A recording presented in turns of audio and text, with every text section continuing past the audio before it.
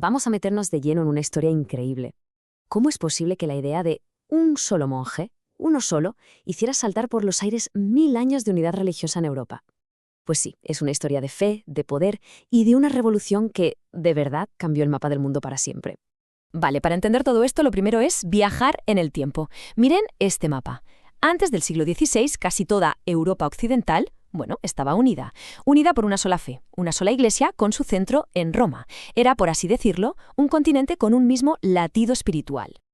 Ok, ¿y cómo vamos a desgranar todo esto? Pues aquí tenemos nuestra guía. Primero, una iglesia en crisis. Luego, las famosísimas 95 tesis de Lutero. Veremos las nuevas ideas y los conflictos que surgieron, cómo se dividió el continente y terminaremos con una pregunta muy importante, la de la tolerancia. Venga, pues empezamos por el principio, una iglesia en crisis. ¿Por qué estaba todo, digamos, a punto de estallar? ¿Qué pasaba para que el terreno fuera tan fértil para una revolución de este calibre? Y miren, estas dos imágenes lo explican todo de un vistazo. A la izquierda vemos el lujo, el poder, la Basílica de San Pedro. Impresionante, ¿verdad? Pero a la derecha vemos de dónde salía parte del dinero, de la venta de indulgencias. Básicamente, la promesa del perdón de los pecados a cambio de una donación. Una práctica, como se pueden imaginar, súper controvertida. Pero el problema iba mucho más allá de las indulgencias. Escuchen lo que dice el historiador Alfredo Floristan, que lo resume muy bien. La sede de Pedro estuvo ocupada por papas más preocupados por las bellas artes o por la defensa de sus estados. Y sigue hablando de monjes que vivían relajadamente y obispos ausentes. En fin, la gente sentía que la cúpula de la iglesia se había alejado de su misión espiritual. Vamos, que se estaba cociendo la tormenta perfecta. Por un lado, el desprestigio de la Iglesia. Por otro, las luchas de poder entre los reyes y el Papa. Y a todo esto súmenle la llegada del humanismo, que ponía al individuo en el centro de todo. Y claro, la imprenta, un invento que lo cambió todo, permitiendo que las nuevas ideas se difundieran a una velocidad nunca vista. Y justo en medio de este ambiente tan cargado aparece nuestro protagonista. Un hombre cuya crisis de fe personal iba a provocar un terremoto público. Hablamos, claro, de Martín Lutero. Un monje, un profesor, un hombre muy devoto al que le atormentaba la enorme distancia que veía entre lo que la Iglesia predicaba y lo que realmente hacía. Y en 1517, harto de lo que veía, hizo algo que hoy nos parecería normal, pero que entonces fue una bomba. Clavó en la puerta de una iglesia una lista. Una lista con 95 puntos, 95 tesis, en las que cuestionaba directamente el poder y las prácticas de la Iglesia. Y algunas de esas tesis eran dinamita pura.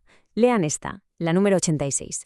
¿Por qué el Papa, cuya fortuna es hoy más abundante que la de los más opulentos ricos, no construye tan solo una basílica de San Pedro de su propio dinero en lugar de hacerlo con el de los pobres creyentes? ¡Wow! Directo al corazón del asunto, ¿verdad? Pues bien, ese gesto de Lutero fue la chispa que encendió la mecha de lo que hoy conocemos como la Reforma Protestante, un movimiento que, como decíamos al principio, rompió para siempre la unidad del cristianismo en Europa. Claro, con la imprenta funcionando a todo gas, las ideas de Lutero no se quedaron en Alemania, volaron por toda Europa, se extendieron como la pólvora. Y como es lógico, inspiraron a otros a plantear sus propias reformas. Y uno de los más importantes fue este hombre, Juan Calvino. Desde Francia, él le dio otra vuelta de tuerca al asunto, introduciendo una idea potentísima que llevó la reforma por un camino un poco distinto.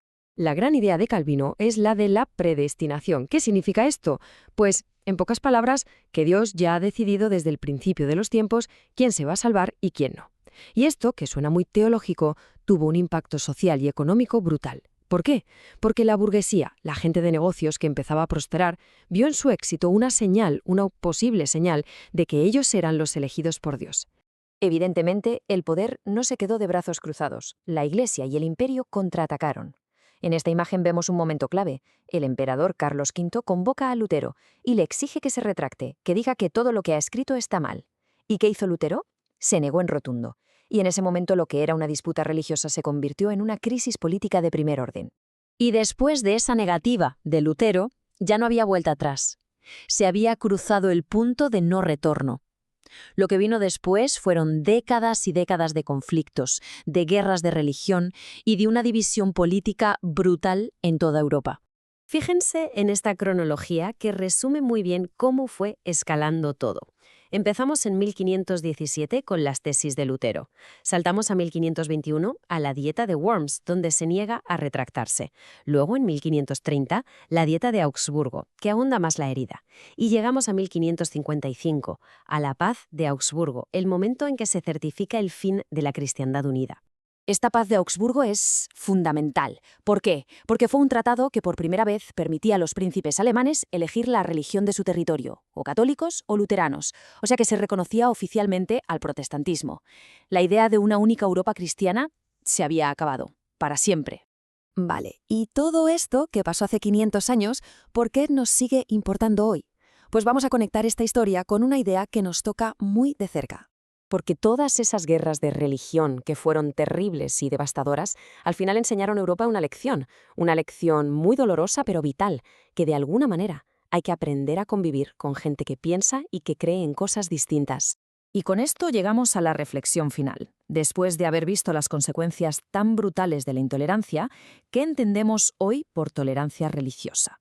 ¿Qué importancia le damos en nuestro día a día? Es una pregunta que, creo, sigue siendo tan relevante hoy como lo fue hace 5 siglos.